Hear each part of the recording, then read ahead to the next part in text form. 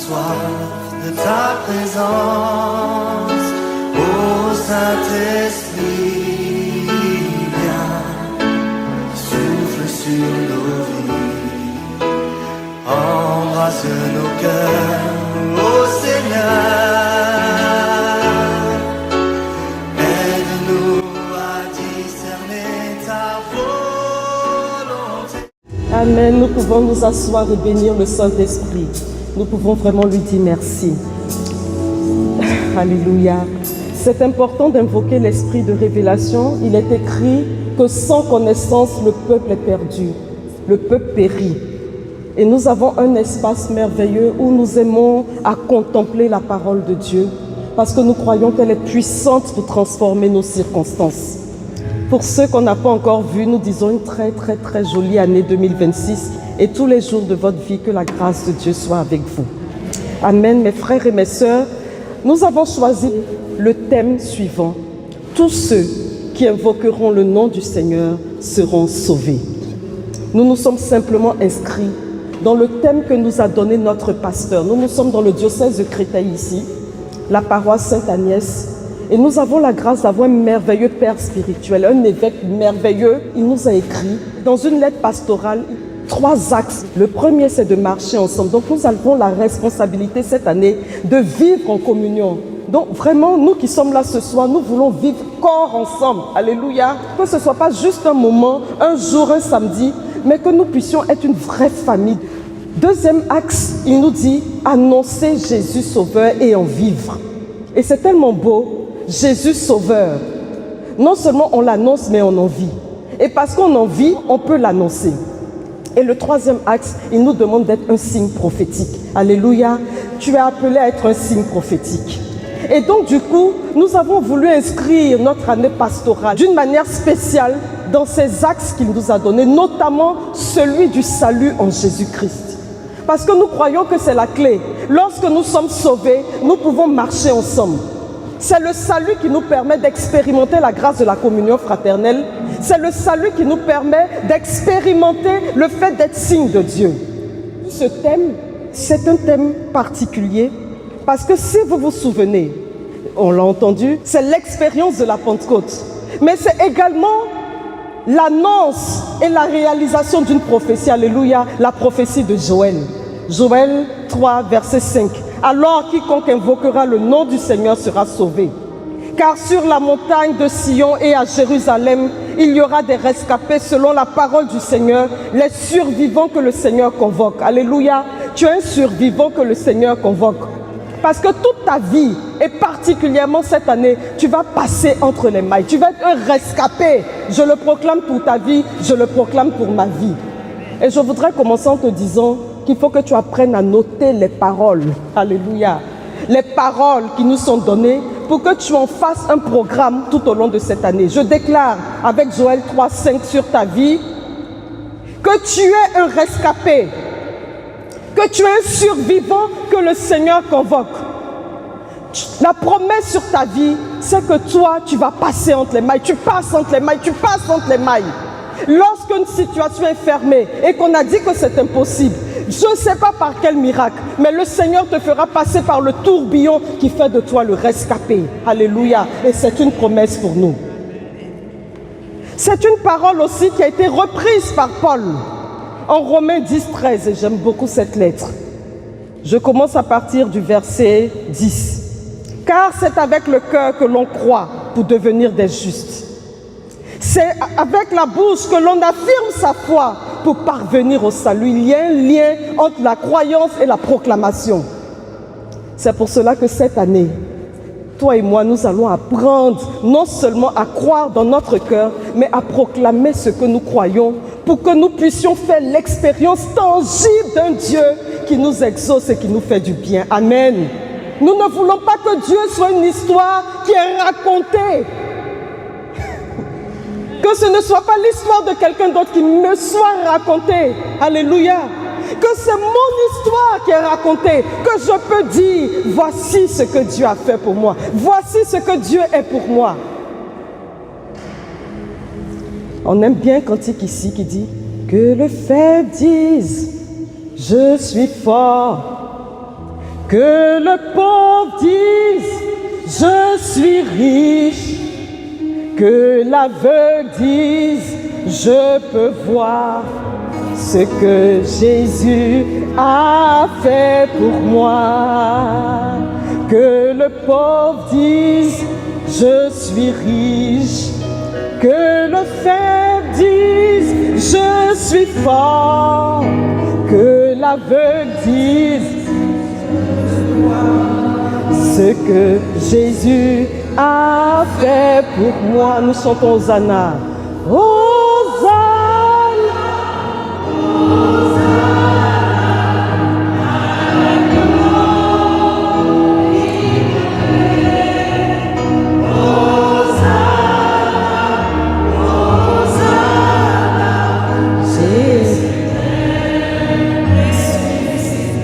C'est l'aveugle qui dit je peux voir.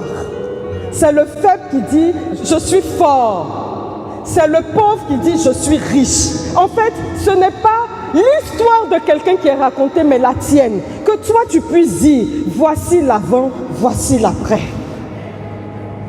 C'est ça, être rescapé. Alléluia. Le survivant dans une situation donnée. Tu crois dans ton cœur, tu proclames avec ta bouche. Alléluia. Et il est dit au verset 11, je continue, Romains 10. En effet, l'Écriture dit, quiconque met sa foi en lui ne connaîtra pas la honte. Ah, alléluia. La honte n'est pas ton partage. Cette année, tous les jours de ta vie, c'est une promesse excellente. Ainsi, entre les Juifs et les païens, il n'y a pas de différence. Tous ont le même Seigneur généreux envers ceux qui l'invoquent. En effet, quiconque invoquera le nom du Seigneur sera sauvé. Frères, ces paroles que nous sommes en train de partager cet après-midi marquent une période. Nous sommes dans un temps nouveau, durant lequel le salut est offert à tous. C'est le temps de l'Église. C'est le temps de la Pentecôte. C'est le temps du Saint-Esprit. C'est le temps de la permanence de l'onction. Alléluia. Ah, ça bouge en moi. Frère, il n'y a pas un temps pour la Pentecôte. On ne va pas attendre après Pâques pour célébrer la Pentecôte. Nous sommes dans un jour de grâce. Nous sommes dans une année de grâce. Nous sommes dans une saison de grâce où la résurrection est notre actualité. Où l'ascension est notre actualité. Où la Pentecôte est notre actualité. Tu es appelé à vivre dans l'esprit de la Pentecôte parce que nous sommes dans des temps pentecostaux. Amen. Le Saint-Esprit devient ton allié.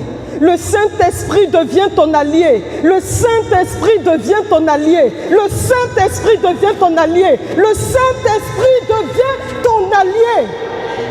Et parce qu'il est ton allié, tu fonces de victoire en victoire. Et tout ce qui peut résister sur ta route tombe. Parce que le Dieu vivant et saint marche avec toi. Il a dit le Seigneur, je suis avec toi tous les jours jusqu'à la fin des temps. Il est avantageux pour toi que je m'en aille. Et la promesse viendra. Et tu pourras expérimenter la puissance du témoignage. Alléluia. Dans ce temps, dans ces passages, le mot quiconque est capital. Nous sommes en catéchèse. Quiconque a une importance incontournable. En Joël, nous sommes dans l'Ancien Testament. Kol, ça veut dire la totalité, sans exception, l'intégralité d'une unité. Il y a une idée forte d'universalité. Il n'y a aucune restriction ethnique ou morale dans le mot en hébreu. En romain et en actes, nous sommes dans le Nouveau Testament, nous sommes dans le grec. C'est passe, tous, chacun, sans exception. Littéralement, ça veut dire n'importe qui se tourne vers Dieu avec foi et l'invoque sincèrement peut être sauvé. Amen. Ici, l'accent est mis sur l'individu. Peu importe l'origine, peu importe la race, peu importe le passé, peu importe ton histoire, peu importe les conditions de ta naissance, aucune exception n'est admise. Rien ne peut t'empêcher d'invoquer le nom du Seigneur. Amen. Même si tu étais muet, ton cœur pourrait crier à Dieu. Même si on t'enfermait dans une pièce, ton cœur peut crier à Dieu. Tu peux l'invoquer. Le mot quiconque ici est crucial.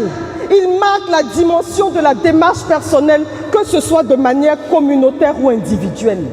Ici, nous sommes des individus, mais nous sommes en communauté. Quand nous allons crier, quand nous crions comme un seul homme à notre Dieu. Et il nous écoute. Et nous l'avons vu année après année. Et on pouvait chanter ce cantique ici. Quand j'ai crié, alléluia. On l'a vu agir. On l'a vu agir. Et nous lui disons merci. Le Dieu qui entend.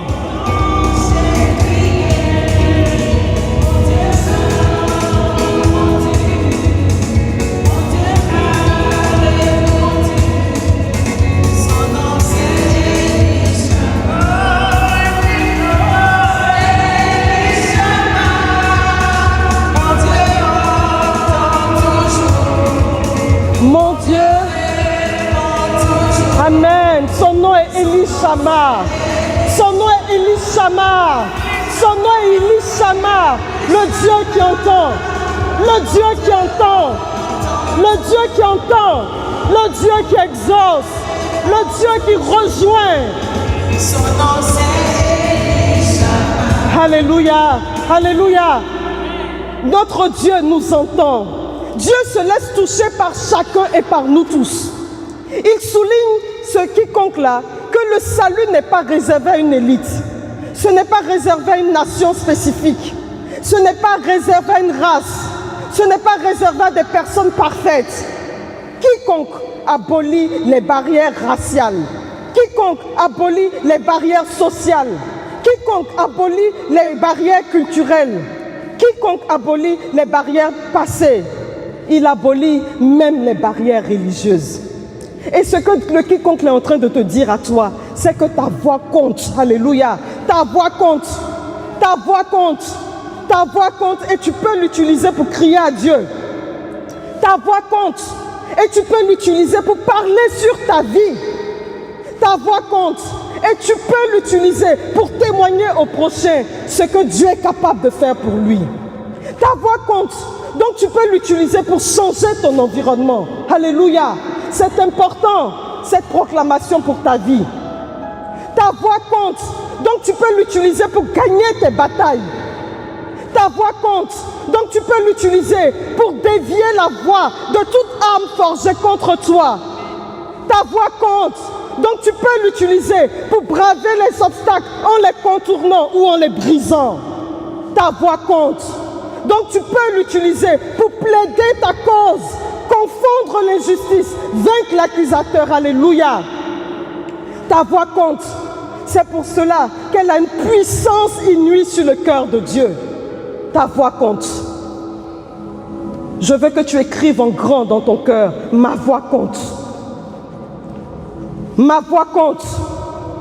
Ma voix compte. Ma voix compte. Sans ma voix, il manque quelque chose dans cette humanité. Sans ma voix, il manque quelque chose dans le mouvement cosmique qui se produit. Ma voix compte. Et parce qu'elle compte pour Dieu, elle compte pour le monde. Quiconque, c'est toi et c'est moi. Quiconque, c'est toi et moi. Quel que soit ce que tu as pu vivre et ce qui t'accuse, c'est le moment de déposer le fardeau. C'est le moment de dire avec ta voix qu'il n'est plus possible que tu vives sous un joug étranger. Quiconque invoquera. Invoquer, c'est une clé incroyable qui émeut le ciel. C'est un secret de victoire. Invoquer, Yikra, vient de Kara, c'est crier. Souvent on dit, mais pourquoi tu cries? Ah, je n'ai jamais vu une femme accoucher sans crier. Toi, tu as accouché, Guylaine. Tu as crié ou pas? Non, tu n'as pas crié. Toi, tu es choco. Ah non. David est né en choco. Ma chère, on crie d'une certaine manière. Même quand tu veux faire un choco, tu... Et puis à un moment, Et puis si toi-même tu ne cries pas, l'enfant même va crier en sortant. C'est le signe que c'est un vivant qui veut vivre. Kara, appelé à voix haute, convoqué, proclamé. On n'est pas dans une récitation calme. Hein?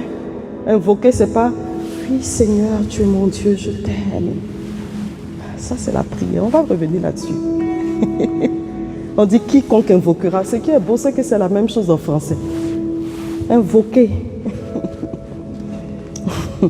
On n'invoque pas juste dans sa tête.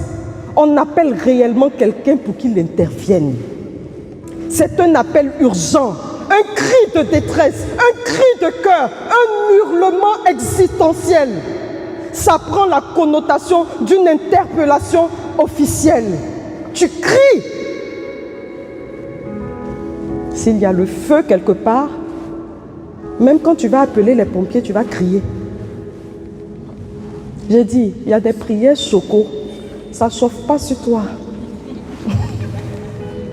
Ça ne chauffe pas.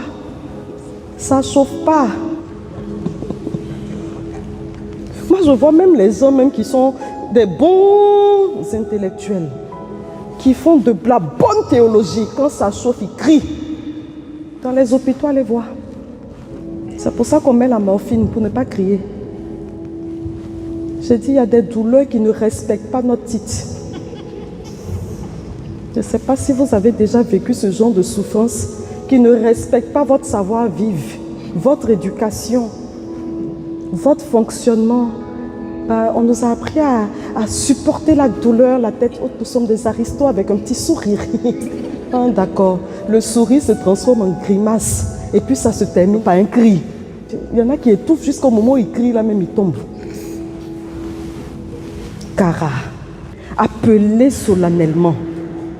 Il y a une notion de solennité dans le Nouveau Testament. On n'écrit pas seulement. On appelle là maintenant en aristo. Monsieur le bon Dieu, s'il vous plaît, pourriez-vous? C'est faire appel à un secours reconnu. On sait à qui on s'adresse.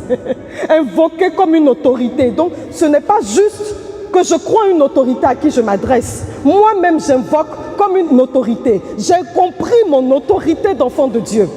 J'ai compris mon autorité de fils de Dieu. Et puis je épikaléomai. Je crie. C'est un terme juridique qui signifie faire appel à une autorité supérieure. Comme Paul, quand il appelle à César. Quand on commence à l'embêter, il se souvient qu'il est citoyen roumain. Il dit, j'en appelle à César. C'est l'idée de mettre son propre nom sous la protection d'un nom plus grand. Ah, on est en train d'arriver dans notre thème. Invoquer, c'est mettre ton nom sous l'autorité d'un nom plus grand qui fait qu'on t'ouvre des portes. Moi, j'ai un certain patronyme qui fait que quand je suis à Abidjan, les gens ont du respect pour moi, même si je vous assure, c'est très bien. Les policiers, les gendarmes, et dire que j'ai failli enlever ce patronyme. Bon, vous connaissez l'histoire, je voulais m'appeler de Dieu. Tu te mets sous l'autorité. Ton nom est caché dans le nom d'un plus grand. Le nom de quelqu'un qui est plus grand. Tu le portes et ça t'ouvre des portes. Donc, tu as compris que le nom de Dieu peut couvrir ton nom. Shem. Dans la pensée de nos grands frères les Juifs, le nom n'est pas juste une étiquette. C'est l'essence même de la personne, son identité, sa réputation, son autorité. Invoquer le nom, c'est invoquer la présence réelle et active de cette personne. Ce n'est pas seulement dire une parole, c'est entrer en relation avec la personne. Donc, mettre ton nom sous son nom, c'est te déplacer avec la présence de la personne elle-même. Ah, je ne sais pas si tu réalises que ton nom est caché dans le nom de Dieu. Et lorsque le monde des esprits te regarde, il sait que tu ne t'appelles pas tant, mais tu t'appelles Dieu. Ah, les frères, il faut rentrer dans notre héritage. Vous allez voir qu'il y a beaucoup de choses qui ne vont plus résister. Il y a beaucoup de choses qui ne vont plus résister. Que ce soit dans nos familles, que ce soit dans notre environnement, c'est une question de mindset, d'appropriation, de récupération de ce qui est à nous. Dans le Nouveau Testament, au Noma, ça reprend cette idée. Le nom du Seigneur devient spécifiquement celui de Jésus, Yeshua, Dieu sauve. L'action du salut est liée à l'identité de Dieu. Alléluia. Dieu lui-même est défini, je vais mettre un guillemets, par le salut, par la puissance du salut. Son nom signifie le salut, le sauveur. Donc tu invoques le salut. Invoquer le nom, c'est invoquer le salut. Et lorsque tu as invoqué le salut, tu es sauvé. Le Seigneur, dans Joël, c'est vraiment Yahvé. Le nom sacré, révélé à Moïse, le tétragramme. Le nom propre de Dieu, je suis, celui qui est, celui qui fait être. Dieu fidèle, Dieu présent, Dieu qui agit dans l'histoire. Invoquer Yahvé, c'est s'abandonner au Dieu vivant et agissant. Il n'y a pas de possibilité de non-action quand Dieu est invoqué. Ce n'est pas possible. C'est pour cela que nous avons dit invoquer est une clé incroyable qui émeut le ciel. Nous ne pouvons pas invoquer Dieu et le laisser insensible. Dans le Nouveau Testament, Kurios, c'est maître, Seigneur, autorité suprême. Alléluia. Une déclaration audacieuse. Jésus porte le nom exclusivement réservé à Dieu. Jésus est Dieu. Le nom de Jésus que nous portons nous confère une autorité. C'est pour cela qu'il va nous dire en mon nom. Faites-le en mon nom. Tout ce que vous demanderez en mon nom, tout ce que vous ferez en mon nom, il dit couvrez-vous de mon nom, cachez-vous sous mon nom et rien ne résistera devant vous. C'est pour cela que la parole de Saint Paul est importante. Croire dans son cœur et proclamer de ses lèvres. Ne dis pas mon nom à la légère. Dis-le avec la foi qui accompagne la puissance de la vibration avec laquelle tu veux que Dieu te réponde. Le Seigneur Jésus-Christ, Fils de Dieu, mort et ressuscité pour le salut de l'humanité. Invoquer le Seigneur, c'est se tourner vers Jésus, reconnaître son autorité, lui faire confiance pour le salut. Invoquer le Seigneur, le nom du Seigneur est toujours accompagné d'une action divine. Ah, toujours. Et cette action-là, c'est le salut. Le sera sauvé. Le sera sauvé. Sauvé. Yimalet, racine malat en hébreu. Ça veut dire échapper. S'échapper. Oh! Quand on dit que tu es sauvé, c'est que tu as échappé, tu t'échappes. Qu'est-ce qui te poursuit? On échappe à un danger. On s'échappe à quelqu'un qui nous poursuit, à quelque chose qui veut nous aliéner. À quoi est-ce que tu échappes? Malat, c'est être délivré. Si par mégarde, tu n'as pas pu échapper, que tu as été atteint, le salut c'est la délivrance. Il te délivre, il te libère de ce qui t'a aliéné. Malade, c'est se tirer d'un danger, être délivré d'un danger même physique. Ça fait partie des définitions dans l'Ancien Testament. Malade, le salut, délivré d'un danger physique. N'aie pas peur de demander à Dieu de te délivrer de tous les dangers physiques qui puissent exister. Que ce soit des accidents, que ce soit la maladie. C'est ton droit de l'invoquer pour cela. Danger physique, que ton intégrité physique soit préservée. Et que le jour qu'il veut t'appeler, il t'appelle comme il veut. Mais que tu ne vives pas sur cette terre avec une dégradation. C'est ton droit. Malade est une notion de survie concrète. Glisser hors des mains d'un ennemi. Le salut là, c'est puissant. Il y a un ennemi qui te poursuit et puis il semble te tenir. Et puis toi, tu glisses entre ses mains. Et puis tu t'échappes, tu continues. Il ne peut pas avoir une main mise sur toi.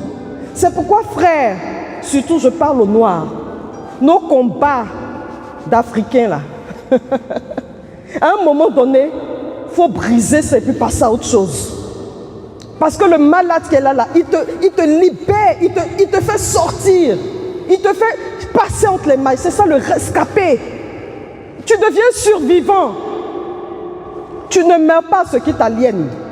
Malade renvoie souvent à fuir un désastre. Survivre à un jugement. Où est-ce que ton dossier se trouve? Où est-ce qu'on t'a accusé? Où est-ce que tu es combattu? Où est-ce que tu es humilié? Où est-ce que tu es vaincu? tu peux fuir et tu peux survivre. La sentence peut changer de camp. Alléluia. Dans l'Ancien Testament, le salut est une délivrance concrète et vitale. Ce n'est pas une vue de l'esprit. C'est concret. Je suis en guerre, je gagne la bataille.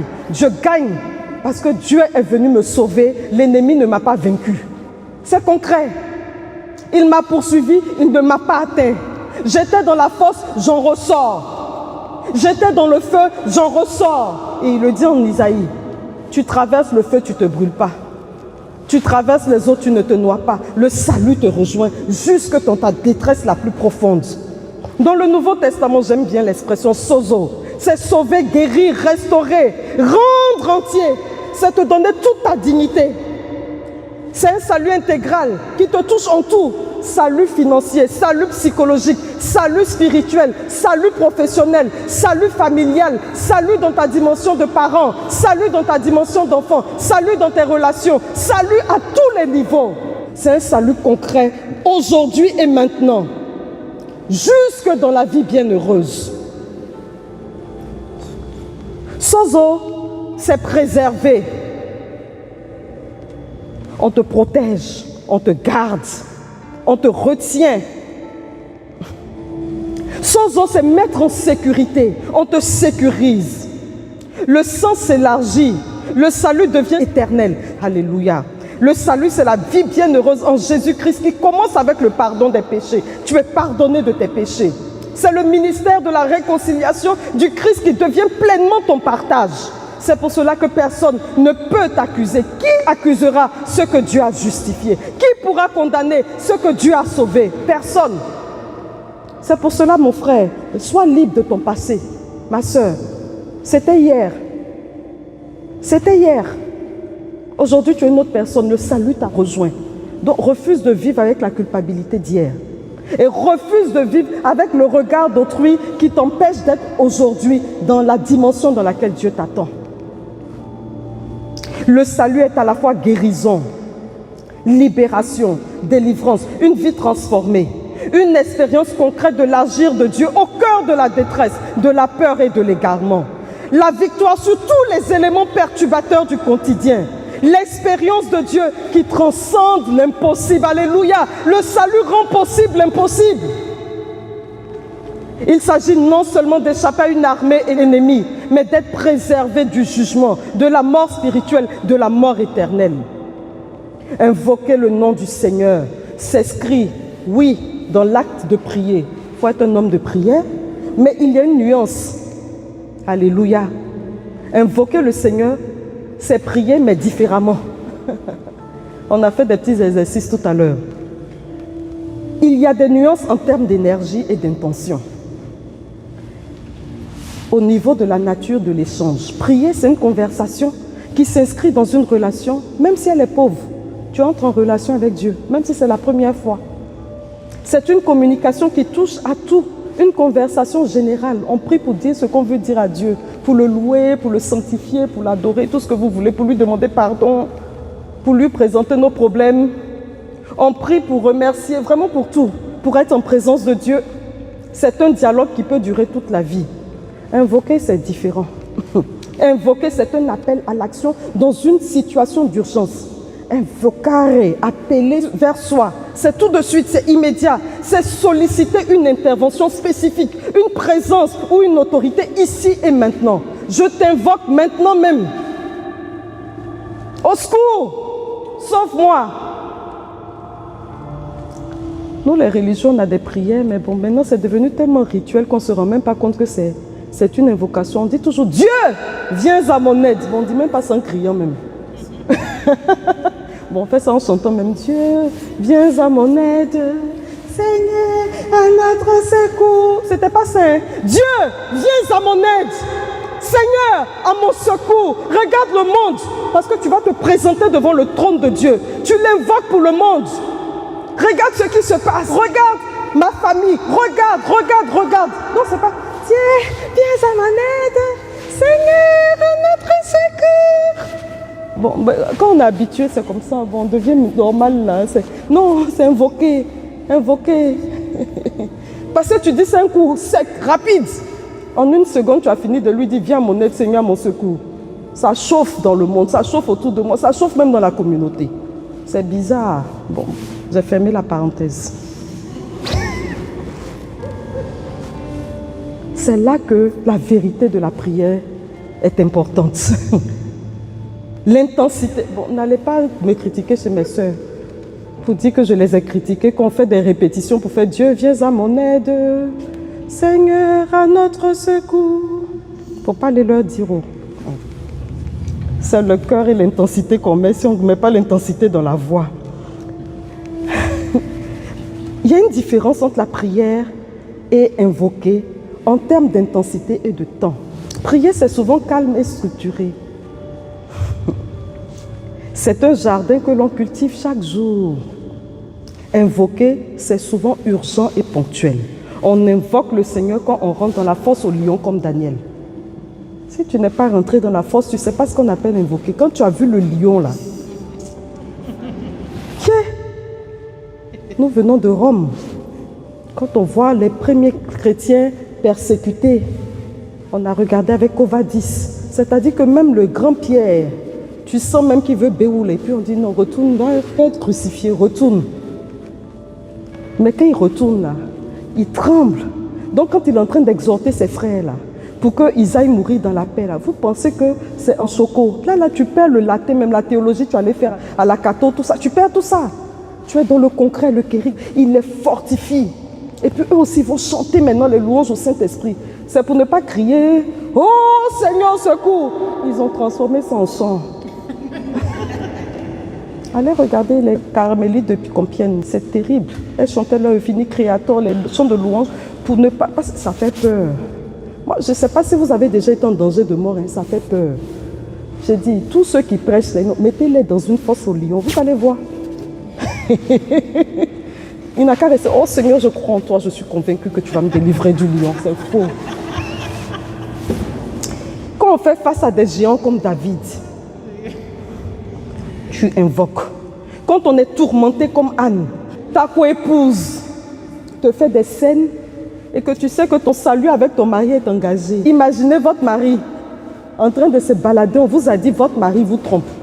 Quand on est face à un danger comme Esther face à son peuple, quand on est face à un grand défi comme celui d'Élie, on ne peut qu'invoquer le Seigneur dans un cri prophétique. Ah, c'est le témoignage d'un de mes frères de communauté. C'est un prieur même. Il prie même. Sa femme et lui, ce sont des prieurs. Au moment où il y a eu la crise en Côte d'Ivoire, voici que des gens armés sont rentrés chez eux. Ils les ont dévalisés. Et puis il a mis la Kalachnikov sur la tempe de mon frère. Mon cher, il y a des prières là. Je ne sais pas, c'est quand tu as bien que tu peux faire. Lui, il ne pouvait pas prier, trembler, tellement il avait peur. Son cri était intérieur, mais sa femme à côté. Et quand le gars a tiré, mais le cri de sa femme a dévié, je ne sais pas comment vous dire, ça a dévié la balle. Elle a eu le temps de voir le sang, son mari est mort, lui-même il a cru qu'il était mort. Toi tu es vivant, tu crois que tu es mort. Mais ça a dévié la balle. Il est vivant jusqu'à ce jour. Les bandits n'ont rien compris, parce que c'était là, sur la tempe. Parce que le cri dévie, le cri à Dieu appelle une intervention. La femme l'a crié. Son mari va mourir. Pourquoi elle va être veuve comme ça? Toi, tu es en danger de mort. Tu veux dire, Seigneur, s'il te plaît. Lui, il est dans son cœur, il priait. Mais il ne pouvait pas, il dit trembler même. Son cri était intérieur. Mais elle, son cri était extérieur et ça déviait la balle. Mes frères, il y a des cris qui ont une capacité de changer les circonstances. Entre la prière et l'invocation, il y a l'autorité. Prier se place souvent dans une posture de supplication, de demande, Seigneur, s'il te plaît. Mais invoquer se place dans une posture d'autorité spirituelle. On a dit ça tout à l'heure. Tu sais qui tu es. Tu connais les promesses de Dieu. C'est pour ça qu'il faut les travailler. Tu connais le plan de Dieu. Tu sais ce qu'il a dit. Donc tu viens avec ton autorité, entre guillemets, devant l'autorité suprême. Et tu convoques cette autorité. On a dit qu'il y a quelque chose de solennel. Tu convoques solennellement Dieu avec sa propre parole. qui ne peut pas mentir, parce qu'il n'est pas un homme pour mentir, le fils d'un homme pour mentir, il est Dieu. Et puis tu lui rappelles que toi aussi, tu as l'autorité, parce qu'il a dit que tu avais une autorité, celle d'être son enfant. Papa, on a parlé du Saint-Esprit, c'est lui qui crie Abba, donc tu n'es pas en train de crier sur Dieu. Il est en toi. Abba, agis pour moi. Quand on invoque le nom du Seigneur, on ne fait pas que demander, on active une promesse, une puissance. C'est utiliser une clé pour ouvrir une porte qui semble fermée. Invoquer, c'est une clé qui ouvre des portes. Cela signifie appeler Dieu dans un moment de besoin, de détresse, d'urgence pour demander une aide concrète. En bref, tout comme prier, invoquer le nom du Seigneur ne consiste pas à dire que des mots ou des formules magiques. Ça implique la foi sincère en Dieu qui peut tout. C'est ce que Saint Paul a dit. Tu dois croire dans ton cœur. Une relation personnelle avec ce Dieu. Tu viens à lui parce que tu crois qu'il peut le faire pour toi. Tu commences à le découvrir. Une démarche sincère et personnelle face à un besoin. C'est un appel du cœur. C'est pour ça que quand tu ne peux pas crier, tu cries avec ton cœur. En fait, toute invocation est une prière. Mais toute prière n'est pas une invocation. C'est ma conclusion sur ça. Et je voudrais nous rappeler qu'invoquer le Seigneur est une prescription divine. C'est Dieu lui-même qui nous prescrit de l'invoquer. Psaume 49, 50, selon les versions, verset 15. Invoque-moi au jour de la détresse. Et comme j'ai dit, on ne peut pas invoquer sans qu'il n'agisse. Il dit, je te délivrerai et tu me rendras gloire. La finalité, c'est que tu dois me rendre gloire. Tu dois témoigner. Tu dois dire quelque chose que j'ai fait pour toi. Tu dois appeler un grand nombre à connaître ma voix. Tu dois appeler un grand nombre au salut. Et pour cela, quand toi tu es dans la détresse, je te délivre pour que tu me rendes gloire. Et celui qui est dans la détresse vienne à moi, que je le délivre, qu'il me rende gloire et que finalement ma maison soit remplie. Frère, nous avons la responsabilité d'être assez généreux pour rendre témoignage de ce que Dieu fait pour nous, même quand ce sont des petits témoignages en apparence. Parce qu'il prendra le temps d'exaucer des pans de notre vie. Et le pan qu'il a déjà exaucé, pendant que l'autre n'est pas exaucé, commence déjà à rendre témoignage. L'action de grâce, le témoignage est une forme d'action de grâce qui appelle d'autres bénédictions dans ta vie. Nous brisons au nom de Jésus, dans notre assemblée ici à Sainte-Agnès, tout esprit de mendicité. Tout esprit de mendicité. Nous ne pouvons pas nous approcher de notre Père avec un esprit de mendicité. Nous brisons au nom de Jésus tout esprit de plainte et de murmure. Nous refusons que nos bouches servent à murmurer, mais que nos bouches servent à l'appeler. C'est le cri de celui qui se noie et à qui on tend la main. Invoque-moi au jour de la détresse. La détresse, il y aura dans ta vie. Le Seigneur n'est pas en train de nous donner d'illusions. Il faut refuser les assemblées où on vous blague. Il faut refuser. Tu vas rencontrer, et d'ailleurs on le chante souvent, si un jour sur ta route tu rencontres le mal, ne sois pas dans le doute. Dieu aime ses enfants. Ne sois pas dans le doute. Dieu aime ses enfants. Il n'a pas dit.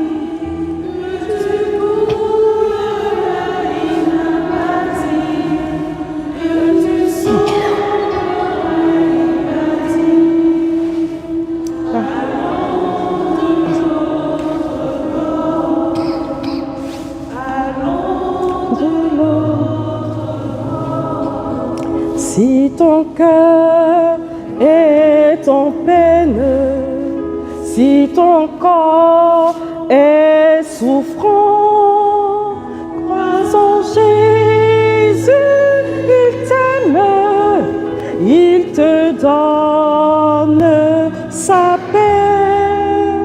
Crois en Jésus, il t'aime, il te donne sa paix.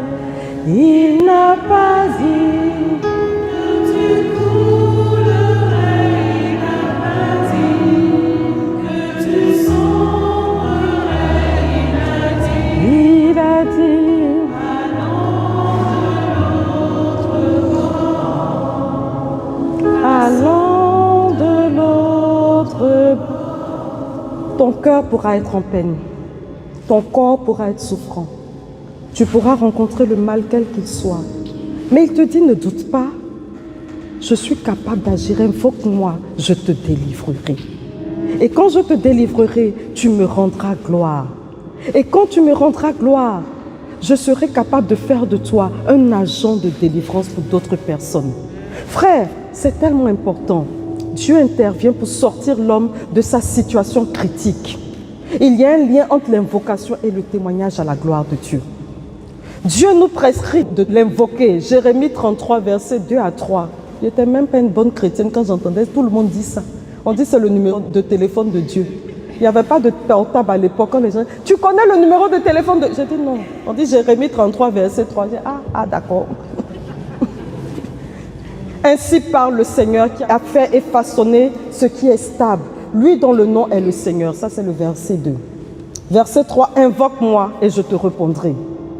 Je te révélerai des choses grandes et inaccessibles que tu ne connais pas. Les gens restent sur invoque-moi et je te répondrai. Mais il ne vous a pas dit comment il vous répond. Dans le premier cas, il dit je te réponds en te délivrant.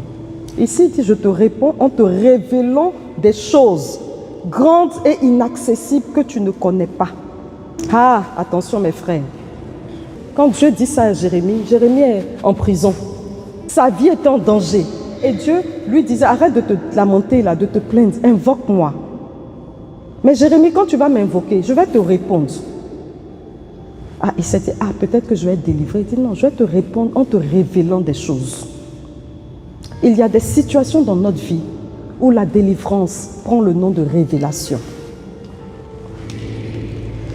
Et c'était un moment terrible, c'était un moment de siège, un moment de grande souffrance pour le peuple dans lequel il était.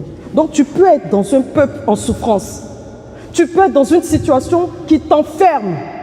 Mais Dieu dit, je te répondrai, invoque-moi. Quelle que soit la circonstance dans laquelle tu vis, un enfermement, ta nation, ton pays, le cours de l'histoire, ne perds pas espérance.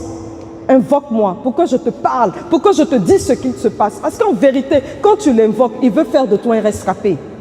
C'était une période où Nabucodonosor avait encerclé Jérusalem. Il y avait la famine, il y avait des maladies qui ravageaient la population. Il y avait des machines de siège qui cassaient les murailles.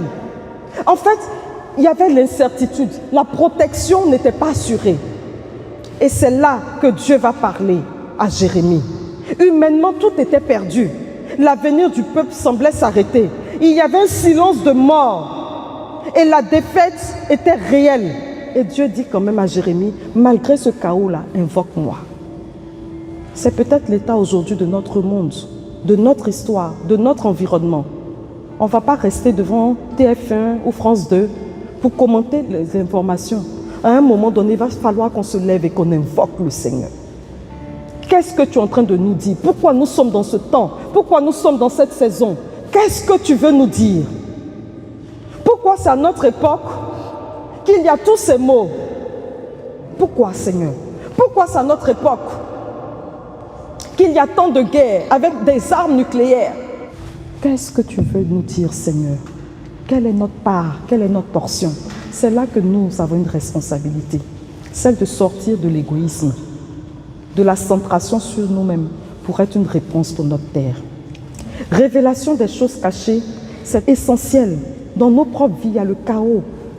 Et l'exaucement ne sera pas forcément une délivrance claire. Ça sera peut-être une révélation, parce que la révélation nous donne la connaissance, et la connaissance nous donne de sortir de la perdition. Pourquoi? C'est pour ça qu'il est très important d'apprendre à connaître la voix de Dieu. Il y a 3 points que nous enseignent ces 2 grands textes que Dieu nous prescrit. L'impératif, c'est lui qui dit « invoque-moi », c'est un ordre, c'est un conseil. Dieu prend l'initiative d'ouvrir, comme vous dites, la ligne de communication. 2e point, c'est la promesse. Il dit « je vais te répondre, je vais te délivrer. Je vais te parler, je vais te révéler des choses. » En fait, il y a une réponse garantie. Il n'y a pas d'invocation sans réponse. C'est pour ça qu'il faut apprendre à comprendre la réponse. Il faut apprendre à reconnaître la réponse. Il y a un résultat garanti. l'accès à la connaissance chez Jérémie, la louange et la glorification chez le psalmiste. Le témoignage du Seigneur lui-même. Donc, le Seigneur lui-même donne témoignage au fait qu'on l'invoque. Psaume 90, 91 selon les versions, versets 15 à 16. Il dit, il m'appelle, c'est Kara, il m'invoque. Et moi, je lui réponds. Je suis avec lui dans son épreuve. Je veux le libérer, le glorifier. De longs jours, je veux le rassasier et je ferai qu'il voie mon salut. Invoquer le Seigneur nous sécurise, frère.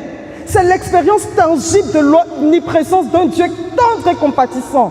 Le Dieu qui te libère, le Dieu qui relève ta tête, le Dieu qui te rassasie. Tu as fait, invoque le Seigneur. Le salut est jusque-là, tu as fait, invoque-le. Fin spirituel, fin matériel, invoque-le. On a eu des témoignages de gens qui ont mis la table alors qu'ils n'avaient rien chez eux en contexte de souffrance et de guerre. Ils ont prié et puis Dieu a dit, je suis le Dieu qui vous nourrit. C'est dans la Bible, je suis le Dieu qui te nourrit. Ah Dieu, là on dirait que tu n'as pas vu qu'il n'y a plus d'argent dans la banque et qu'il n'y a plus rien au frigidaire. Tu nous nourris là, c'est comment? Dans ce contexte-là, c'est comment? Et puis le monsieur dit à sa femme, dans ma prière, bon ça il y a des jours quand tu pries, tu ne sais même plus si c'est Dieu qui te parle ou bien c'est le fruit de ton imagination, tellement tu souffres dans la faim.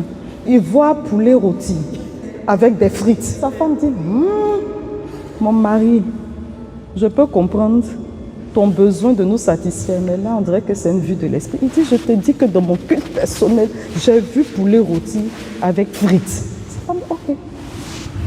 Donc ils ont mis la table. Il a exigé qu'elle mette la table. Il y a des maris autoritaires. Il dit, il faut mettre la table.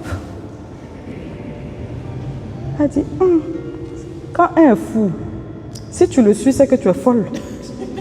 Mais quand tu n'as pas le choix, tu veux la paix dans la famille. Quand un fou est fou, que toi tu ne veux pas avoir affaire au fou, il faut faire comme si tu es folle. Elle a mis la table. À l'heure du repas, il a appelé les enfants, son épouse, il dit venez. Elle dit, le monsieur là va me faire une crise ici. Au nom du Père et du Fils et du Saint-Esprit, oh Seigneur, je te bénis pour ce repas que ta bonté nous donne. Pour ce poulet, dès qu'il a dit pour ce poulet rôti, ils ont entendu des gens qui sont rentrés dans sa maison. Et c'était des militaires européens. C'était dans la région de Mans. Ils disent, nous on est des chrétiens. On priait, notre repas est composé de temps.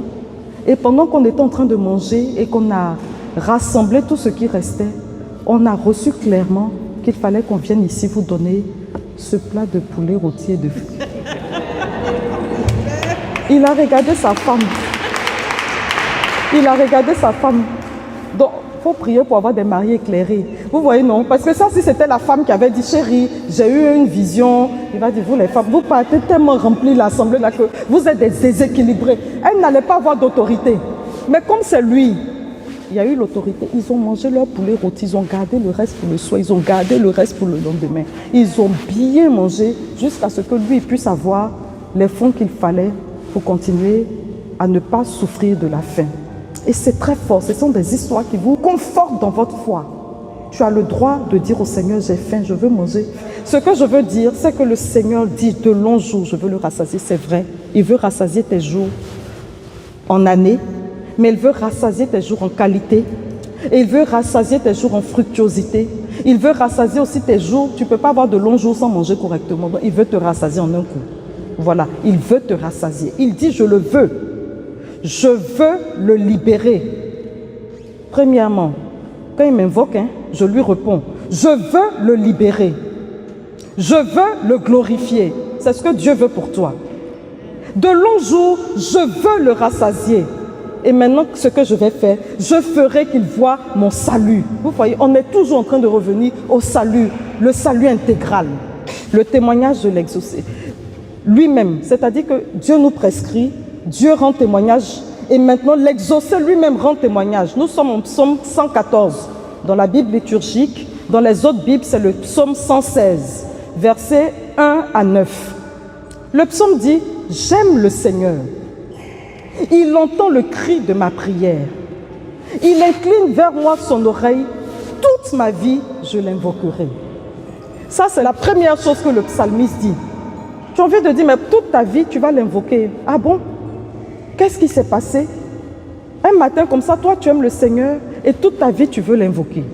Le psalmiste continue en disant, verset 3, « J'étais pris dans les filets de la mort, retenu dans les liens de l'abîme. J'éprouvais la tristesse et l'angoisse. » Il est en situation de souffrance, d'angoisse. Et puis verset 4, il dit, « J'ai invoqué le nom du Seigneur. » Comme il a invoqué le Seigneur, il n'a pas fait de long bavardage. Il a dit, « Seigneur, je t'en prie, délivre-moi. » Le Seigneur est justice et pitié. Notre Dieu est tendresse. Le Seigneur défend les petits. J'étais faible, il m'a sauvé. On est toujours dans le salut. Retrouve ton repos, mon âme, car le Seigneur t'a fait du bien. Il a sauvé mon âme de la mort, gardé mes yeux des larmes et mes pieds du faux pas. Regardez, il te sauve de la mort, qu'elle soit spirituelle, qu'elle soit biologique. Quand ce n'est pas le temps, ce n'est pas le temps. Tu ne peux pas mourir avant le temps. Quand tu es mort dans ton temps, là, on n'appelle pas ça la mort, on appelle ça l'enlèvement. L'enlèvement, on dit tu passes de la vie à la vie. C'est pour ça qu'il faut combattre la mort. Ce n'est pas dans le projet de Dieu. Il te défend de la mort. Il te défend de quoi? Il garde tes yeux des larmes. Qu'est-ce qui te fait pleurer? Il veut te consoler. Il y a des larmes que tu auras forcément parce que tu auras peut-être perdu quelqu'un. Des larmes que tu auras parce que tu auras perdu une situation. Des larmes parce que tu auras peut-être vécu un vrai combat, une crise, quelque chose que tu ne comprends pas. Mais Dieu veut te consoler, l'invocation va te consoler. Et puis qu'est-ce qu'il va faire? Il va garder tes pas du faux pas. Il veut garder tes pieds du faux pas. Donc tu as le souci de ton intégrité, de ta sainteté. Et le psalmiste continue, « Je marcherai en présence du Seigneur sur la terre des vivants. » Dans ce psaume, invoqué Kara occupe une place importante. On voit, c'est un leitmotiv. Il y a une répétition insistante. Verset 2, « Je l'invoquerai toute ma vie. » Il y a un engagement de gratitude. Quand je l'ai invoqué, il m'a délivré. À partir de cela, maintenant toute ma vie, même là, ça devient une invocation. Je n'attendrai pas seulement d'être dans la détresse. Mon invocation de Dieu sera une action de grâce, un engagement, un signe de mon amour pour lui.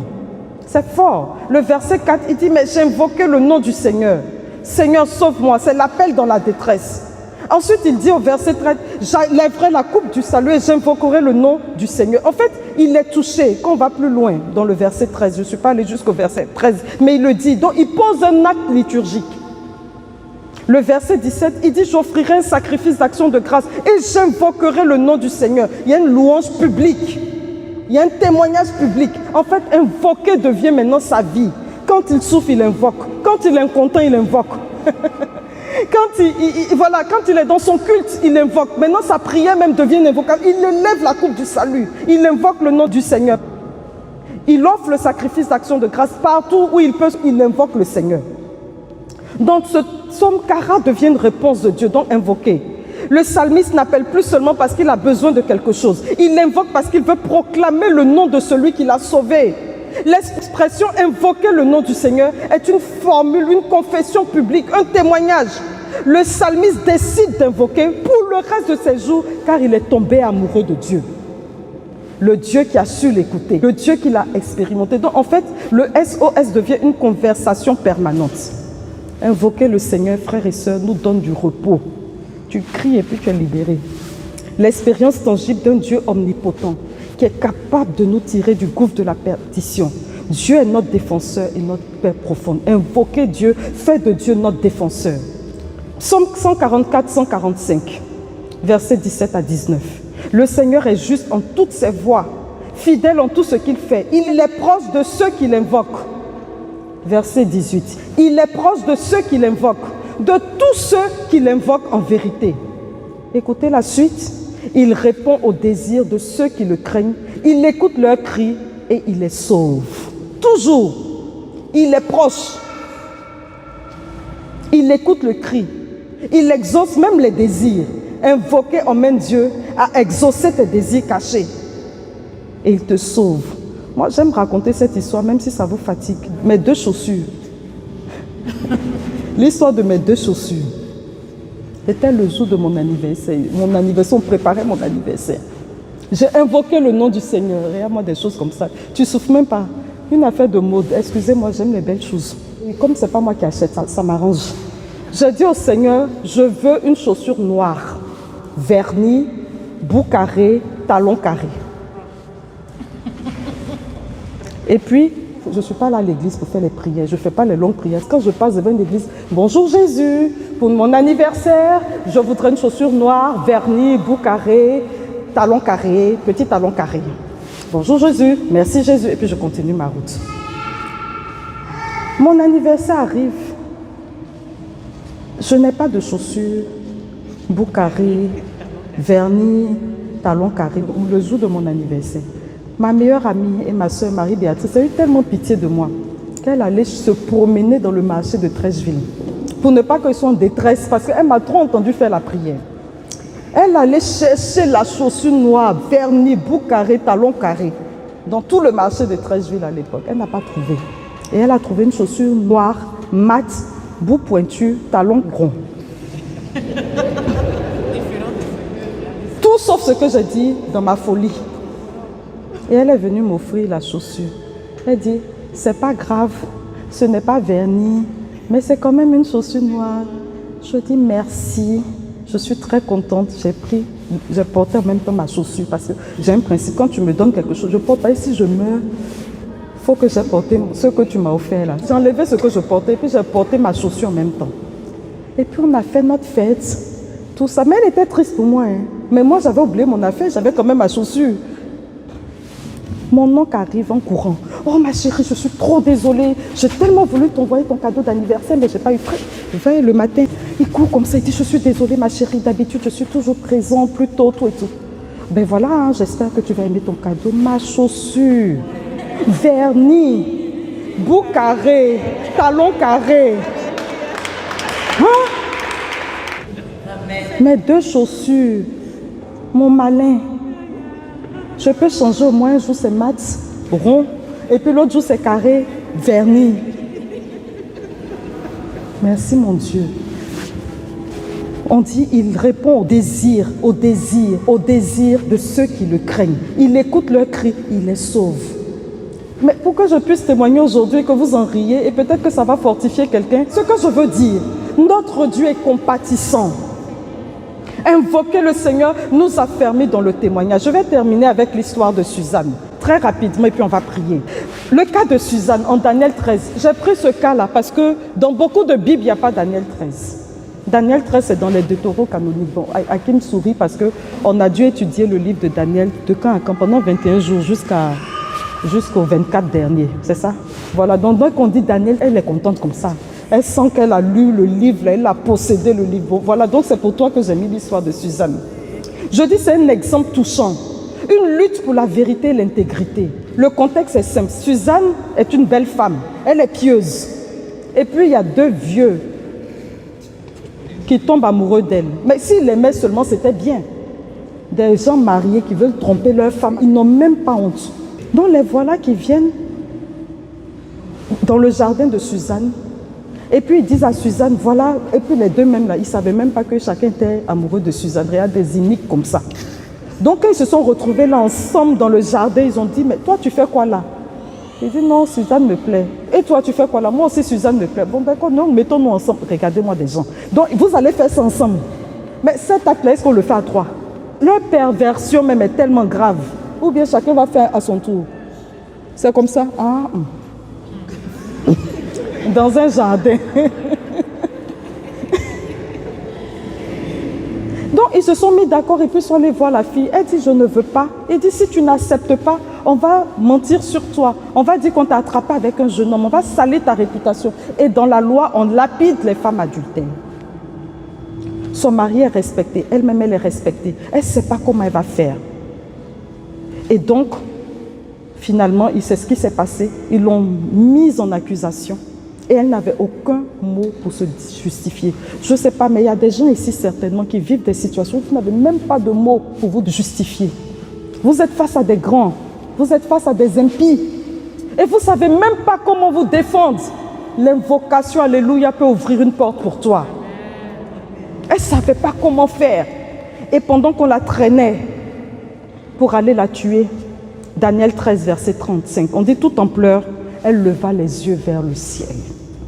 Car son cœur était plein de confiance dans le Seigneur. Vous savez, souvent quand vous avez confiance au Seigneur, vous dites que je meurs, que je ne meurs pas. Ce n'est pas grave. Le plus important, c'est que Dieu soit glorifié dans ma vie. Et c'est ce que Daniel a dit quand il était dans la fosse au lion. Il dit, oh, même si Dieu ne me délivre pas, toi, je ne vais pas adorer ton Dieu. Je vais rester attachée à mon Dieu. Et c'est ça qu'elle a fait. Elle était pleine de confiance. Daniel 13, 42, 44. On dit, alors elle cria d'une voix forte. Elle cria d'une voix forte. Ici, c'est Anabohao. Ce n'est pas seulement invoquer Karala, hein. C'est plus fort. C'est-à-dire qu'elle cria, c'est-à-dire crier vers le haut avec force. Ce n'est pas juste crier. Tu regardes en haut là. Et puis tu cries avec force. C'est appelé à voix haute avec urgence. C'est lancer un cri pressant, pousser un cri puissant vers le haut.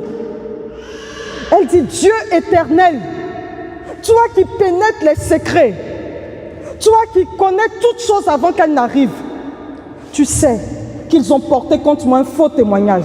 Voici que je vais mourir sans avoir rien fait de tout ce que leur méchanceté a imaginé contre moi. Voilà son cri. Je n'ai rien fait, je vais mourir. Tu sais que je n'ai rien fait. Et au verset 44, c'est très beau, on dit, le Seigneur entendit sa voix. Alléluia, le Seigneur entendit sa voix. Ici, l'impact a été immédiat. Elle passe de la condition de victime impuissante à celle de témoin. Parce que le Seigneur a entendu sa voix. Son invocation a déplacé le procès. Alléluia. Déplacer le procès. Je veux que tu cries vers Dieu pour que tu aies justice. Là où les gens iniques te condamnent, crie à Dieu, supplie-le, mais qu'il ouvre une porte de victoire pour toi. Quand tu es face à des grands, ne te laisse pas abattre. Crie à ton Dieu. Tu viens contre moi avec ta puissance. Moi, je viens avec le nom de mon Seigneur. Je viens avec celui qui est capable de me délivrer. Je viens avec celui qui est capable de m'exaucer. Et même s'il ne le fait pas, mon âme continue d'être dans la paix et dans l'adoration. Immédiatement, Dieu lui-même s'est mis à crier. Le cri de l'homme appelle le cri de Dieu. C'est avec ça que je vais m'arrêter. Et nous allons prier. Le cri de l'homme, l'invocation appelle le cri de Dieu. Comme on la conduisait à la mort, versets 45 à 46. Dieu éveilla l'esprit de sainteté chez un tout jeune garçon nommé Daniel, qui se mit à crier lui aussi d'une voix forte. Alléluia. C'est cri contre cri. Tu as crié et Dieu a crié. Je suis innocent de la mort de cette femme. C'est Dieu qui crie, je suis innocent de ce qui t'arrive. Il parle par ses prophètes. Je suis innocent de la situation dans laquelle tu es en tribulation. Je suis innocent. Pendant que tu es en train de crier contre l'injustice dans ton travail, Dieu te dit, je suis innocent. Pendant que tu es en train de crier contre l'injustice dans ton foyer, Dieu te dit, je suis innocent. Pendant que tu es en train de crier contre tout ce qui va contre toi, qui te détruit, Dieu dit, je suis innocent. Pendant que tu es en train de crier dans ta maladie, Dieu dit, je suis innocent. Pendant que tu es en train de crier dans le deuil, Dieu dit, je suis innocent. Je suis innocent. Parce qu'il est écrit 1 Timothée 2, verset 4. Dieu veut que tous les hommes soient sauvés et parviennent à la connaissance de la vérité. Là, Suzanne a été sauvée, alléluia, totalement sauvée. Il a confronté les personnes et Suzanne a reçu le salut. Frères, nous allons prier ce soir. Mais en priant, je voudrais que dans ta vie, je ne sais pas ce que tu vis, le salut peut prendre un nom. Est-ce que pour toi c'est délivrance? Applique cela sur ta vie. Est-ce que c'est révélation? Applique ça sur ta vie. Est-ce que c'est libération? Applique ça sur ta vie. Est-ce que c'est rassasiement? Applique ça sur ta vie. Est-ce que c'est glorification? Applique ça sur ta vie. Est-ce que c'est justification? Applique ça sur ta vie. Est-ce que c'est protection? Applique ça sur ta vie. Est-ce que c'est sécurisation? Applique ça sur ta vie. Est-ce que c'est paix et repos? Applique ça sur ta vie. Est-ce que c'est consolation? Applique ça sur ta vie. Est-ce que c'est préservation? Applique ça sur ta vie. Est-ce que c'est affermissement? Applique ça sur ta vie. Est-ce que c'est restauration? Applique ça sur ta vie. Est-ce que c'est rachat? Applique ça sur ta vie. Est-ce que c'est proximité de Dieu? Applique ça sur ta vie. Est-ce que c'est vie? Applique ça sur ta vie. Quel que soit ce que tu appliques sur ta vie, nous voulons que l'invocation ce soir s'appelle exaucement. Dieu prend ta cause en main, Dieu prend ma cause en main et qu'il rentre maintenant, dès ce soir, dès cet instant, à cause de sa parole, car il est écrit dans sa parole qu'il y a des signes qui accompagnent ceux qui croient, que l'impossible devienne possible dès maintenant dans notre vie, que la porte qui est restée fermée s'ouvre maintenant devant toi au nom de Jésus. Et que la porte que l'ennemi a ouverte pour te perdre se ferme maintenant devant toi au nom de Jésus. Et si tu es d'accord avec moi, tu peux te mettre debout. Et comme je l'ai dit, c'est chacun qui invoque. Comme un seul homme, nous allons invoquer. Dans cette plateforme, nous apprenons à prier et à toucher le cœur de Dieu. Ce n'est pas le ministère de Sœur Annick dont on parle, c'est le ministère de tous les fils de Dieu que vous êtes. Nous allons nous tendre la main d'association, mes frères, et nous allons élever nos cris vers Dieu. Nous allons élever notre voix vers Dieu et nous allons prier. Et puissant, proclame-le, que Jésus l'entende de ta bouche et crois-le.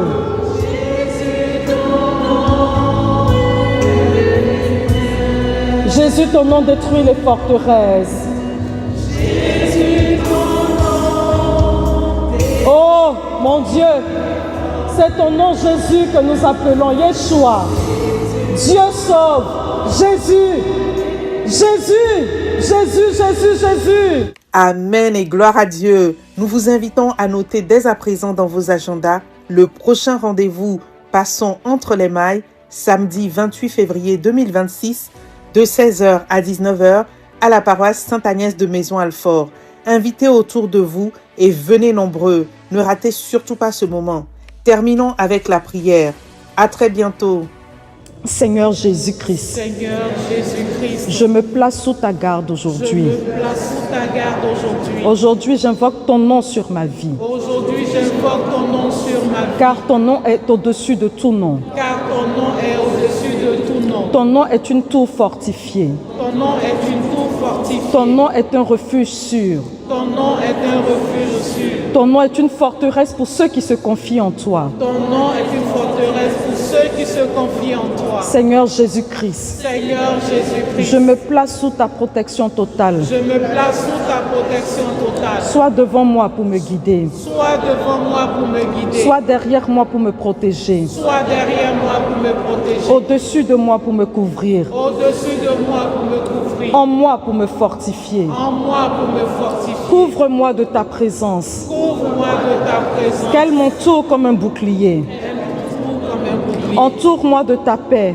Entoure-moi de ta paix. Qu'elle garde mon cœur et mon esprit. Qu'elle garde mon cœur et mon esprit. Garde-moi dans ta lumière. Garde-moi dans ta lumière. Qu'elle éclaire chacun de mes pas. Qu'elle éclaire chacun de mes pas. Garde-moi de toute peur, Garde-moi de toute peur. de toute injustice, De toute injustice. de toute attaque contre ma paix. De toute attaque contre ma paix. Protège-moi dans mes pensées. Protège-moi dans mes pensées. Protège-moi dans mes paroles. Protège-moi dans mes paroles. Protège-moi dans mes actions. Protège-moi dans mes actions. Protège-moi dans mes chemins.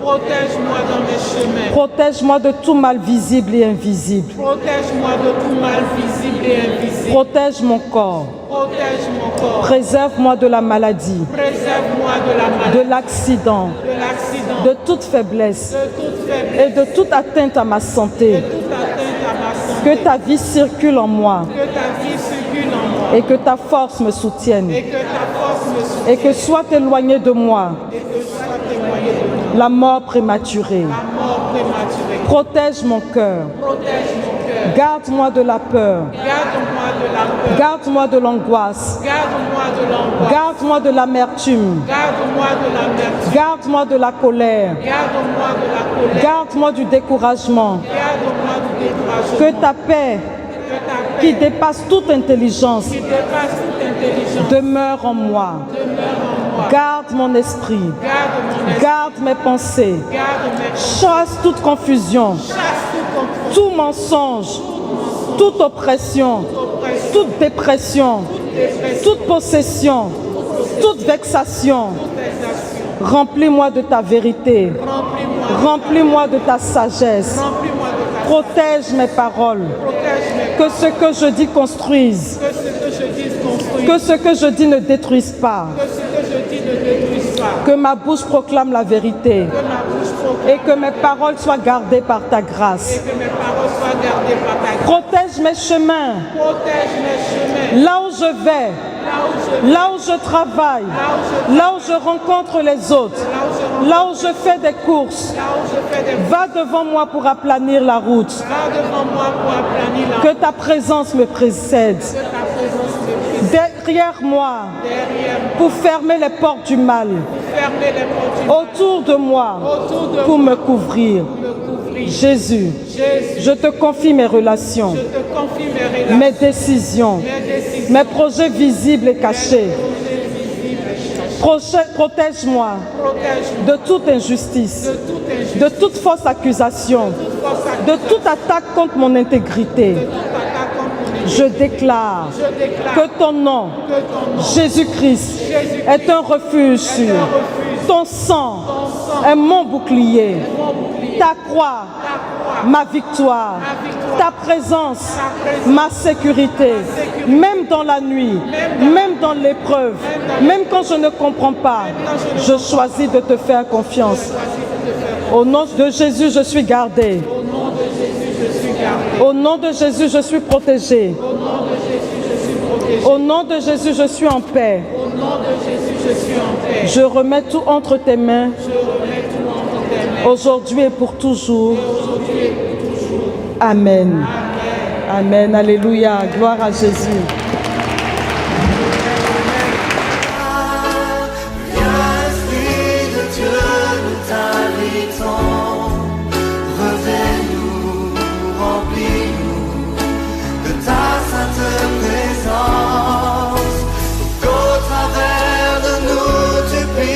Agir avec puissance pour confirmer les paroles que nous allons